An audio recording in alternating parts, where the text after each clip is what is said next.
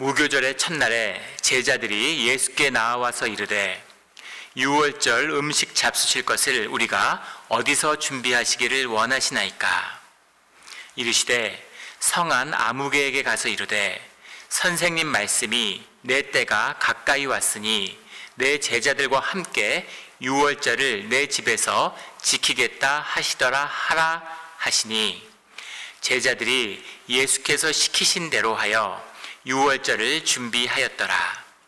저물 때 예수께서 12 제자와 함께 앉으셨더니 그들이 먹을 때 이르시되 내가 진실로 너희에게 이르노니 너희 중에 한 사람이 나를 팔리라 하시니 그들이 몹시 근심하여 각각 여짜오되 주여 나는 아니지요.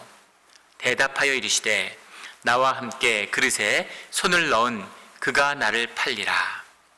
인자는 자기에 대하여 기록된 대로 가거니와 인자를 파는 그 사람에게는 화가 있으리로다. 그 사람은 차라리 태어나지 아니하였더라면 제게 좋을 뻔하였느니라. 예수를 파는 유다가 대답하여 이르되 랍비여 나는 아니지요. 대답하시되 내가 말하였도다 하시니라. 그들이 먹을 때 예수께서 떡을 가지사 축복하시고 떼어 제자들에게 주시며 이르시되 받아서 먹으라. 이것은 내 몸이니라 하시고 또 잔을 가지사 감사 기도하시고 그들에게 주시며 이르시되 너희가 다 이것을 마시라. 이것은 죄사함을 얻게 하려고 많은 사람을 위하여 흘리는 바 나의 피 곧 언약의 피니라. 그러나 너희에게 이르노니 내가 포도나무에서 난 것을 이제부터 내 아버지의 나라에서 새 것으로 너희와 함께 마시는 날까지 마시지 아니하리라 하시니라. 이에 그들이 찬미하고 감람산으로 나아가니라. 아멘.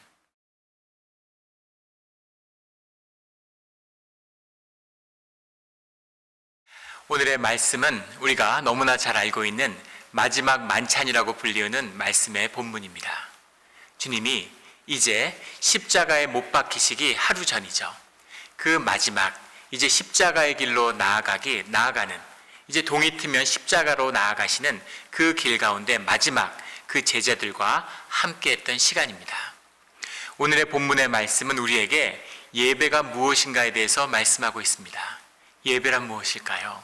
우리가 주일마다 모이는데 주일마다 드린다고 하는 이 예배라는 것은 도대체 무엇일까에 대한 말씀을 우리에게 주고 계시죠. 그리고 오늘 말씀은 또 한 가지 중요한 주제를 우리에게 던지고 있습니다. 지옥은 누가 가는가라는 거죠. 왜 모든 죄를 용서하실 수 있는 주님이 지옥을 만드시고 지옥에 가는 자가 있을까? 지옥에 가는 사람은 누굴까요? 오늘 본문의 제목처럼 주여 나는 아니지요. 우리는 아닌 것이죠.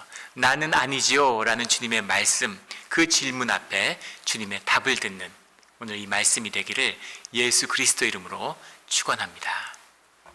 오늘 본문 말씀 마태복음 26장 17절부터의 말씀은 이렇게 시작합니다. 무교절의 첫날에 제자들이 예수께 나와서 이르되 유월절 음식 잡수실 것을 우리가 어디서 준비하시기를 원하시나이까? 이렇게 질문하는 거죠. 이제 무교절에 들어가고 있는 겁니다. 지금 이 시간은 3월, 4월에 걸쳐 있는 니산월이라고 하는 이 종교력, 유월절이 시작되고 있는 그 15일 금요일을 하루 앞둔 시점입니다. 정확히 얘기하면 금요일이 유월절이고 토요일부터 무교절이 일주일간 시작되는 거예요. 그리고 지금은 목요일이죠. 그런데 왜 무교절의 첫날이라고 할까? 무교절의 첫날은 토요일인데, 그런데 그것이 그 시절에는 이미 유월절과 무교절이 같이 섞여서 유월절과 무교절을 합쳐서 다 유월절이라고도 부르고 또 유월절과 무교절이 합쳐서 다 무교절이라고도 불렀던 것이죠. 그런데 그 유월절에 누룩을 제거하는 의식이 목요일 또는 화요일부터도 시작되는 겁니다. 그래서 목요일 날 집안에 있는 모든 것을 대청소하면서 유월절을 맞이하는 그것까지 포함해서 사람들이 무교절이라고 불렀던 것이죠. 그래서 무교절의 첫날이라고 부르고 있지만 이 날은 13일 목요일 저녁입니다. 해가 진 것이죠. 그때를 말하고 있어요. 그런데 평행 본문인 마가복음이나 누가복음 이런 것을 보면은 양 잡는 날 그리고 유월절이라고 분명히 명기하고 있기 때문에 이 날이 14일이 아닌가 하고 혼란이 올 수 있죠. 그러나 그 시간의 순서를 정확히 기록하고 있는 요한복음에 따르면 요한복음에서 주님이 십자가에 달려가실 때 그때 제사장들이 뭐라고 얘기하냐면 요한복음 18장 28절에 그 새벽의 때에 우리가 유월절의 잔치를 얻고자 하여 라고 해서 그 예수님의 십자가를 못 박는 것을 꺼리는 모습이 나옵니다. 그래서 유월절의 양을 우리가 먹어야 되는데 그 부정을 타면 안 된다라는 그 이야기가 분명히 나오죠. 그래서 우리가 오늘 기념하고 있는 예수님의 죽음은 금요일 날 이루어진 것입니다. 그래서 이 성만찬은 목요일 저녁 6시에 해가 진 뒤에 시작되고 있는 것이죠. 이것이 오늘 나오는 무교절의 첫날 이 말씀이죠. 제자들이 예수께 나와서 이르되 유월절 음식 잡수실 것을 우리가 어디서 준비하기를 원하시나이까? 유월절이 다가오고 있으니까 지금 요한복음을 봐도 적어도 3번 이상 주님이 예루살렘을 방문하고 유월절을 지키셨죠. 절기를. 그러니까 제자들이 이것을 준비하는 것이 처음은 아닙니다. 그래서 이번에는 어디서 유월절에 만찬을 준비할까요? 모든 유대인이 그런 것처럼 우리가 어디서 유월절에 한 가족이 되었으니까 어디서 유월절의 음식을 먹어야 되겠습니까? 라고 주님께 여쭤보고 있는 것이죠. 그래서 나와서, 근데 여기서 중요한 말씀은 예수께 나와서 라고 하는 이 말씀이에요. 이 마태복음의 이 기록, 마태의 이 복음서의 기록은 이 유월절의 마지막 만찬의 의미가 무엇인지를 정확히 기록하고 있는 것이죠. 그냥 모여서 식사를 하는 것이 아닙니다. 유월절의 식사도 원래 그렇죠. 이것은 하나의 예식이에요. 우리 교회 예배의 원형이죠. 이것이 주님의 이름으로 완전히 새롭게 되는 역사가 이 새로운 유월절, 이 마지막 만찬을 통해서 시작되고 있는 겁니다. 그 의미를 되새기기 위해서 우리가 교회에서 애찬을 나누는 것이 그냥 점심때가 돼서 밥 먹는 것이 아니죠. 이것이 하나의 예식입니다. 리추얼이에요. 이 리추얼의 의미라고 하는 것은 우리가 이 육신을 입은 현상의 세계를 살아가고 있지만 그 현상 가운데 숨어있는 보이지 않는 본질의 세계를 현상을 통해서 들어가는 그 본질을 현상이라고 하는 그릇에 담는 그 비밀이 이 예식, 리추얼 가운데 들어있는 거죠. 그래서 우리의 예배처럼 우리의 애찬이라고 하는 것이 하나의 예식이 되어서 우리의 본질의 세계, 보이지 않는 하나님의 나라를 만나는 의식, 이것이 이 만찬의 의미라고 하는 것, 이것을 오늘 본문의 고백이 담고 있는 거죠. 이 표현이 담겨 있는 것이 바로 예수께 나와서라고 하는 이 말씀입니다. 왜 나와서라고 했을까요? 주님의 임재 앞에 나아가는 것이죠. 예배의 자리에 나아가는 것처럼 주님의 임재가 앞에 있기 때문에 주님의 앞에 나아가서 그 제자들이 서는 것, 이것이 리추얼의 시작인 거죠. 그래서 이것은 주님 앞에 나아가는, 주님 앞에 나아오는 그런 의식의 한 단계가 되는 겁니다. 이 나와서라고 하는 말씀이 중요한데, 이 나와서라는 말씀의 본문이 프로셀톤이라고 하는 말인데, 이 프로셀톤이라고 하는 말은 프로스와 에르코마이라고 하는 말이 붙어 있는 겁니다. 제단 앞에 나아가는 것이죠. 우리 마태복음에만 50회 정도 나오는 그런 중요한 말씀이에요. 주님 앞에 나아갈 때는 항상 이 표현이 나옵니다. 주님이 육신을 입고 서 계시지만 주님 앞에 나아간다고 하는 건 우리의 현상을 뛰어넘는, 우리의 결단으로 주님의 본질을 만나려고 나아가는 그런 의식의 차원이기 때문인 거죠. 이 마태복음 4장 3절에 보면 시험하는 자가 예수께 나와서 라는 말이 나와요. 사단이 주님 앞에 나오는데 주님 앞에 나와서 라고 하는 표현을 쓰죠. 4장 11절에 보면 천사들이 나와서 수종드니라 라는 표현이 나옵니다. 천사들이 주님 앞에 나오는데 마귀는 예수를 떠나고 천사들이 나와서 주님 앞에 나오는 거죠. 왕 앞에 신하가 나오는 겁니다. 그런 표현을 쓰고 있어요. 5장 1절에 산상수훈의 말씀을 전할 때 예수께서 무리를 보시고 산에 올라가 앉으시니 제자들이 나온지라.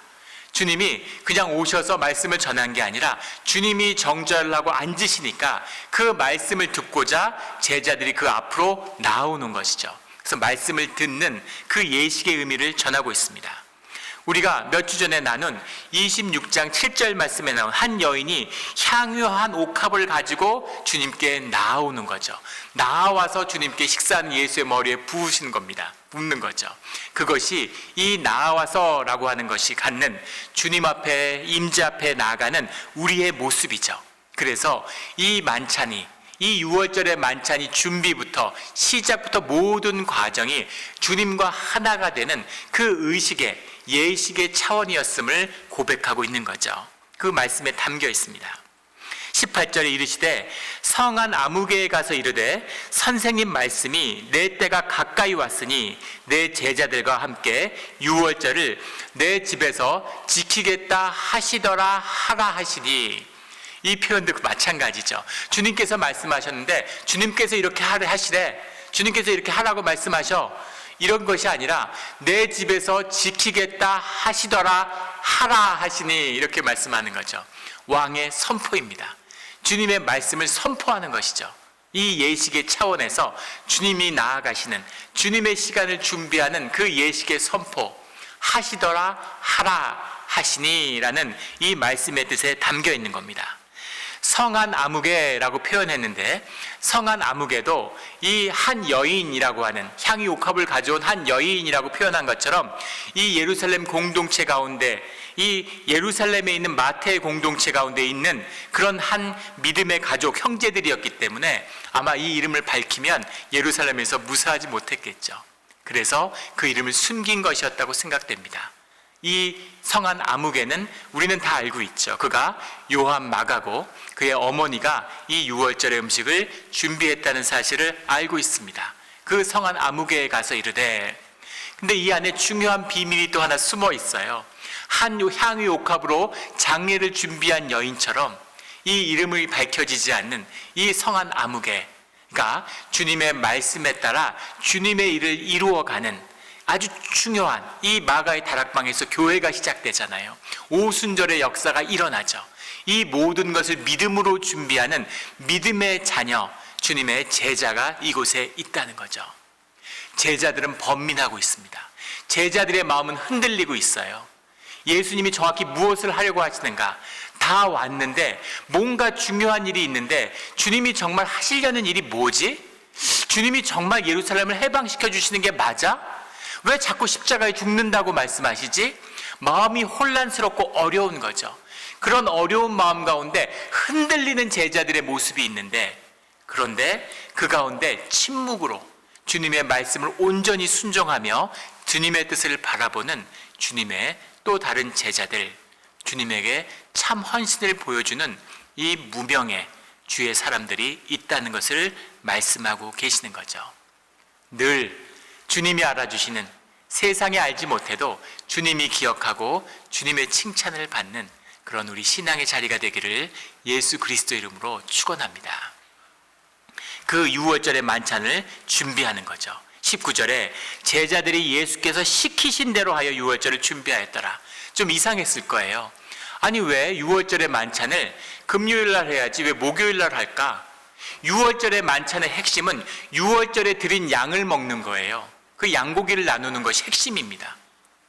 그 희생의 제사로 드려지는 그 양고기를 나누는 게 핵심인데, 아직 6월절에 제사를 안 드렸는데 왜 목요일 날 6월절에 식사를 나누자고 말씀하시지? 아주 이상한 일이죠. 그런데 아무도 물어보지 않고 주님이 시키시는 대로 하는 것이죠.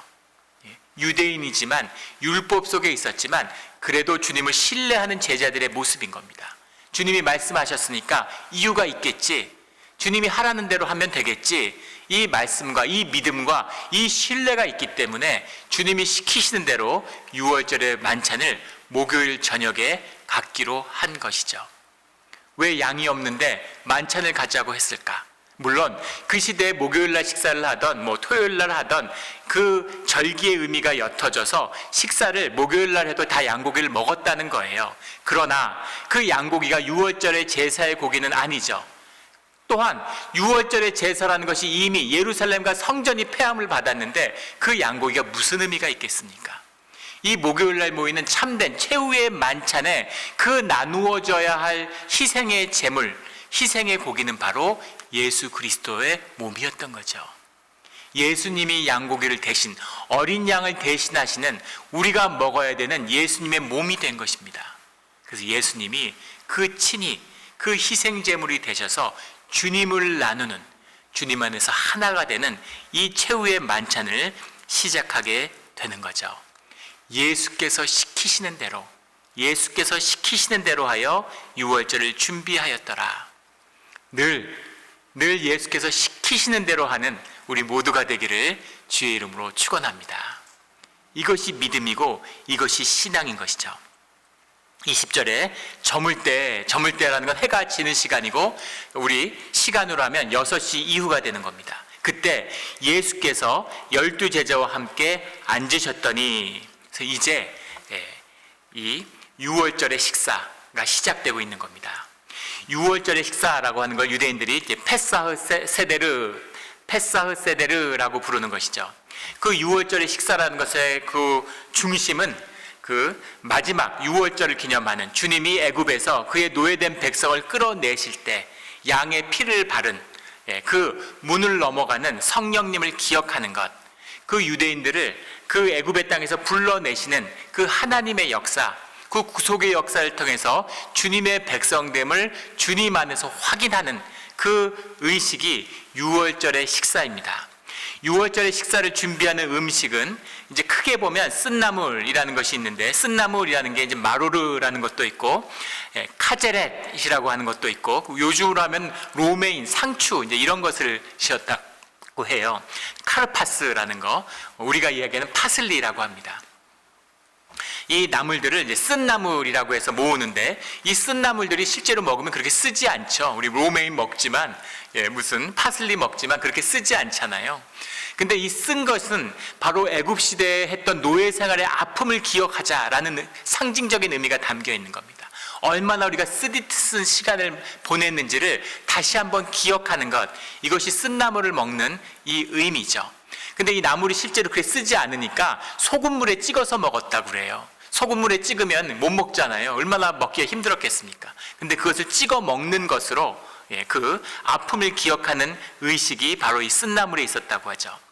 그 다음에 베이차라고 해서 구운 계란을 준비했는데, 원래는 없었는데 이제 후대에 오면서 먹는 걸 더 그 칼로리를 늘리기 위해서, 좀 식단을 풍성하게 만들기 위해서, 먹는 게 없던 시절이니까, 그러니까 이제 삶은 계란을 준비한 것 같아요. 그리고 마짜라고 하는 이제 무교병을 준비하는 거죠. 누룩이 들어가지 않는, 언제든지 먹을 수 있는, 주님이 말씀만 하면 떠날 준비가 되어 있다는 걸 상징하는 이 무교병 마짜를 준비하고, 하루셋이라고 하는 것이 있는데 잼이라고 그럽니다. 근데 이 하루셋이라는 것도 원래 없었던 것인데, 이제 무교병을 쓴나물하고 먹는다는 게 쉽지 않죠. 그러니까 뒤에 이제 맛을 첨가해서 먹기 좋게 하기 위해서 하루셋이 추가되었다고 하죠. 그리고 가장 중요한 메인이 되는 체로아라고 부르는 유월절의 양고기가 준비되는 겁니다. 그래서 이 유월절의 식사가 시작되는 거죠. 6시가 되면 이제 램프에 불을 켜는 것으로 이 의식이 시작됩니다. 해지는 시점이죠. 불을 켜고 그 다음에 손을 다 씻는 거예요. 손을 씻는다는 것은 결례 의식이죠. 주님 앞에 나아가기 위해서 우리가 정결하게 하는 회개의 의식입니다. 손을 모두 씻어요. 손을 씻고 그 유월절의 식사 가운데 4번의 포도주 잔을 마시게 되는데, 첫 번째 잔을 마시게 되는 거죠. 키두시라고 하는데, 첫 번째 잔을 마시는 의미는 감사입니다. 감사의 기도를 주님께 드리고, 유월절 가운데 다시 모아주신 것을 감사하면서 감사의 기도를 드리고 첫 번째 포도주 잔을 마시는 거죠. 그 포도주 잔을 마시고 그 다음에 쓴나물을 먹기 시작합니다. 그 쓴나물을 전체 요리를 먹는데, 그때 맛자라는 그 무교봉을 쪼개서 3개씩 접시 앞에 놓는 거죠. 그래서 쓴나물과 무교봉을 함께 먹게 되는 겁니다. 그 쓴나물과 무교봉을 먹으면서 그 과정 가운데 하카다시라고 하는 의식을 해요. 할례송이라고도 하죠. 할례송이라는 건 시편 113편과 114편을 노래하는 것입니다. 그것을 고백하는 거예요. 그것을 고백하는 것으로 이 의식의 단계에 한 발자국 더 나아가게 되죠. 그래서 이 하카다시를 하고 나면 그 다음에 그 무리, 그 가족 가운데 가장 어린아이, 가장 나이가 어린아이가 나와서 질문을 합니다. 4가지 질문을 하는데, 우리가 왜 노예 생활을 했습니까? 우리가 왜 쓴나물을 먹어야 됩니까? 우리가 왜 양고기를 먹어야 됩니까? 이렇게 질문을 던지는 거죠. 공중을 향해서. 그러면 그 무리 가운데 가장 나이가 많은 가장이겠죠. 가장이 나와서 그것을 설명해 줍니다. 우리가 왜 쓴나물을 먹어야 되는지, 우리가 왜 노예가 되었는지, 우리가 왜 양고기를 먹어야 되는지 하는 것을 대답하는 이제 그런 의식을 갖게 되죠. 그것을 마치고 나면 두 번째 잔을, 포도주 잔을 마십니다. 이것이 중요한데 이것을 마기드라고 하죠. 축복의 의식이 담겨지고 우리가 주 안에서 하나 됐음을, 주님과 하나임을 고백하는 의식의 시작이 마기드예요. 이 두 번째 잔을 마시는 거죠. 이 두 번째 잔을 마신 다음에 축복분을 읽고 그 다음에 축복의 기도를 합니다. 축복의 기도를 한 다음에 양고기를 먹는 거죠. 그 양고기는 그 어린 양이 된 희생양, 그 희생양의 양의 피를 흘린 그 주님의 구속의 은혜를 기억하는 것이죠. 오늘의 이 만찬에서는 주님이 그 양을 대신하고 계시는 겁니다. 그것이 끝나고 나면 세 번째 잔을 마시게 되는데, 세 번째 잔이 이제 축복의 기도문을 읽고 그 다음에 감사의 또 한 번의 기도로서 셋째 잔을 마시게 돼요. 셋째 잔까지는 모두 다 포도주를 반만 채워서 마시는 겁니다. 그 셋째 잔을 마시고 나서 그 다음에 이 식사들이 이제 맞춰지게 되는 거죠. 마지막 식사를 하는데 중요한 것은 이 식사의 과정 가운데 식탁에 앉아서 먹는 것이 아니라 모두 다 바닥에 옆으로 기대서, 옆으로 쭈그려 앉아서 이것을 먹었다고 합니다. 이 기대서 먹는 이유는 앉아서 식사를 하는 식사에 초점이 맞춰진 게 아니라 주님의 말씀에 초점이 맞춰져 있기 때문에 주님의 말씀이 임하면 언제든지 나갈 준비를, 주님이 부르시면 언제든지 문을 열고 나갈 준비를 한다는 그 무교병처럼 준비된 백성들이라는 것을 담기 위해서 식사를 바닥에 앉아서 언제든지 튀어나갈 준비를 하고 그리고 식사를 나누는 것, 이것이 이 식사 과정의 중심에 있는 거죠. 이 양고기를 먹고 나서 세 번째 잔에 축복의 기도를 드리면 이제 식사가 끝난 겁니다. 식사가 끝나면 이제 방문을 열어요. 방문을 닫고 먹었는데 방문을 여는 이유는 이제 메시아, 주님의 성령이 오시기 전에 엘리야가 와야 하기 때문이죠. 메시아를 기다리는, 구세주를 기다리는, 그것을 대망하는 의미예요. 그런데 그 성령이 오시기 위해서는, 메시아 그리스도의 하나님이 오시기 위해서는 엘리야가 먼저 올 거라는 유대인들의 믿음이 있죠. 엘리야는 육신의 사람이니까 엘리야를 보내면 엘리야가 오기 위해서는, 엘리야가 문 안에 들어오기 위해서는 문을 열어야 되는 거죠. 그래서 메시아를 기다리는 마음으로 문을 여는 겁니다. 방문을 열고 마지막으로 할렐 찬양을 드려요. 시편 115편에서 118편까지의 찬양이죠. 그 찬양을 드린 다음에 마지막 넷째 잔부터 이제 식사를 마치고 잔을 가득 채워서 포도주를 나누기 시작하는 겁니다. 그렇게 6월절에 이 만찬의 의식이 끝나게 되는 거죠. 주님이 앉으셨더니 이제 그들이 이 쓴나물 먹는 의식을, 마루를 먹는 의식을 시작하고 있는 거죠. 21절에 그들이 먹을 때에 이르시되 내가 진실로 너희에게 이르노니 너희 중에 한 사람이 나를 팔리라. 그들이 먹고 있는 건 쓴나물입니다. 근데 이제 마기드 의식을 해야 될 때가 온 거죠. 그리고 마기드라는 축복의 잔을 나누기 전에 주님이 말씀하시는 거예요. 너희 가운데 나를 파는 자가 있다. 그들을 그 무리 가운데 분리해야 될 필요가 있는 거죠.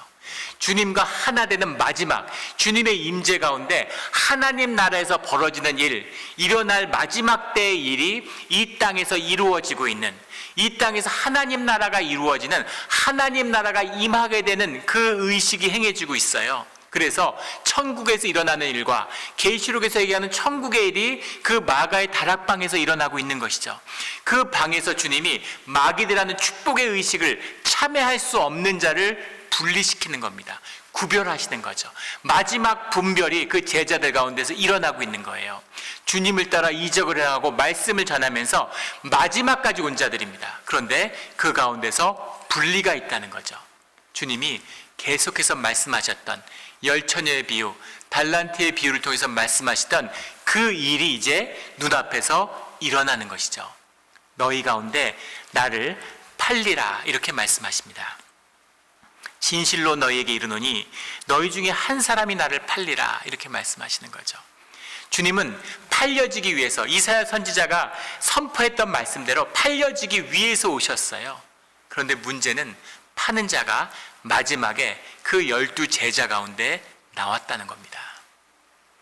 12 제자 가운데 나왔을 뿐만 아니라 주님이 그렇게 말씀하시니까 22절에 그들이 몹시 근심하여 각각 여짜오되 주여 나는 아니지요 라고 묻는 거죠.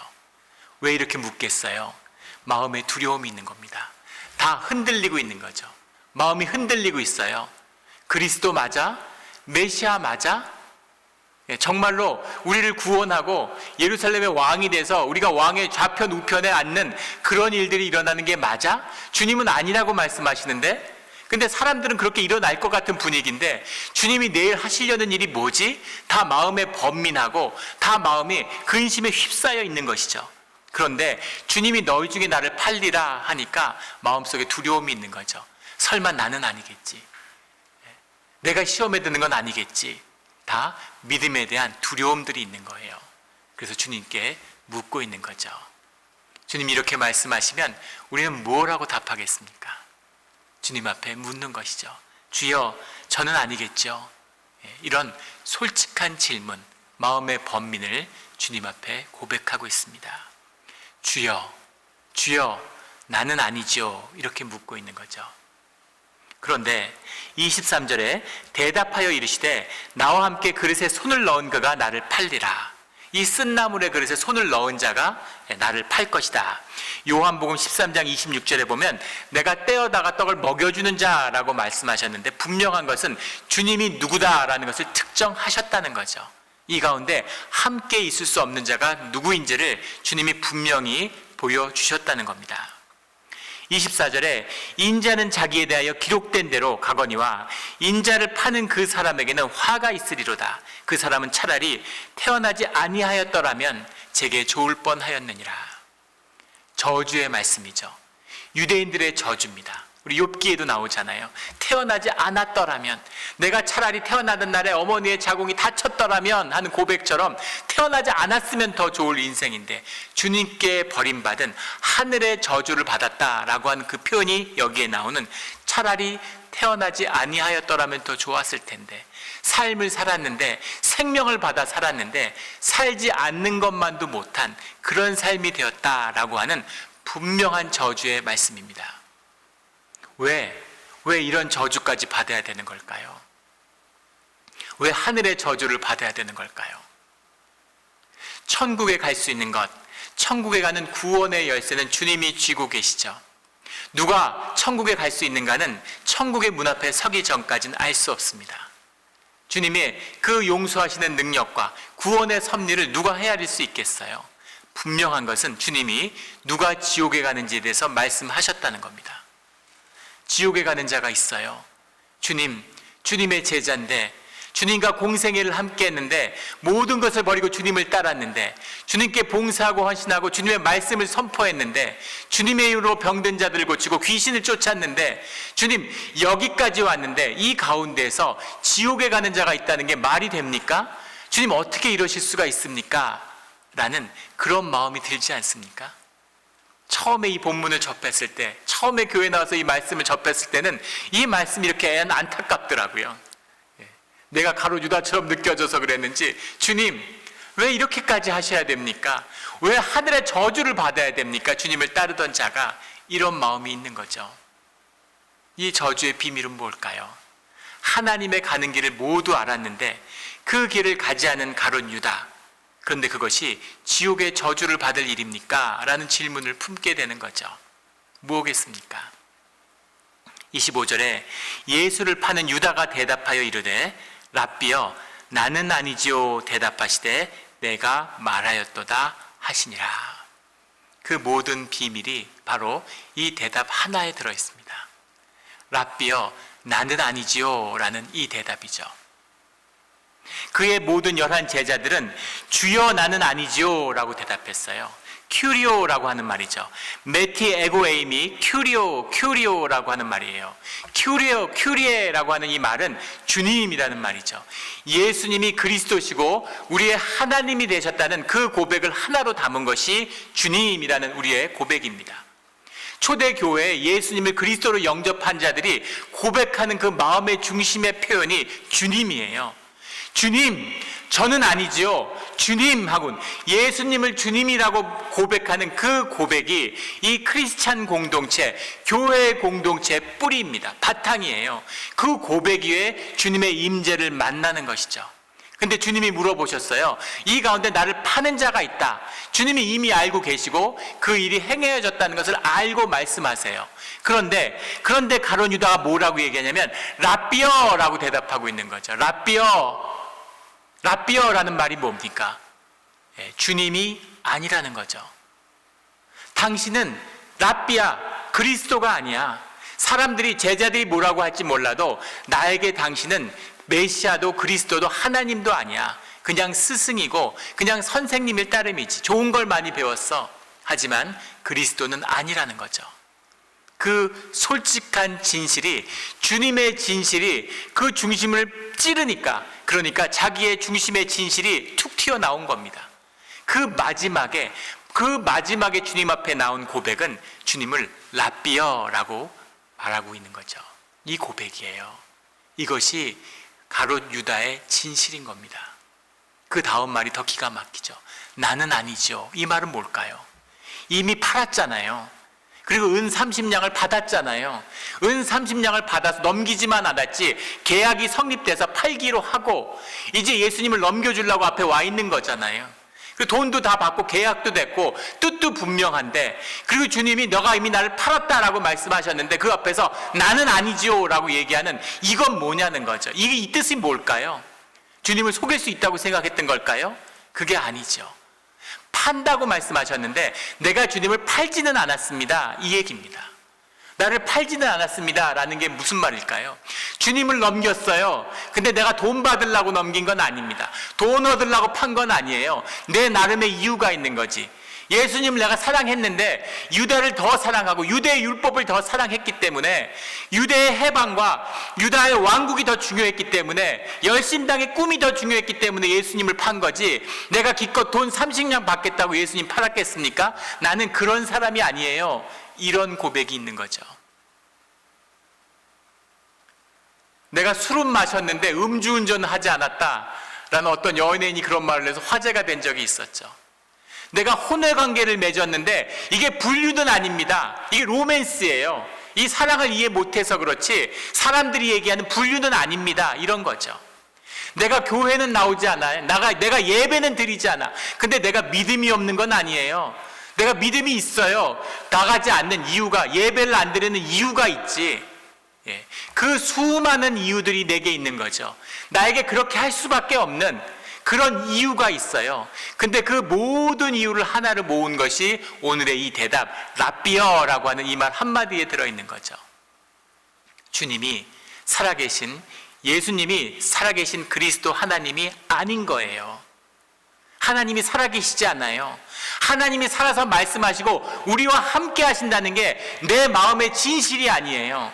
교회를 나왔는데 함께 했는데, 함께 식사하고 봉사했는데, 말씀을 공부했는데 그것이 내 마음의 중심의 진실은 아닌 거죠. 진짜 믿고 있었던 것은 아닌 것이죠. 주님과 참다운 관계를 맺고 있었던 건 아닌 거죠. 내가 교회는 아니었던 것이죠.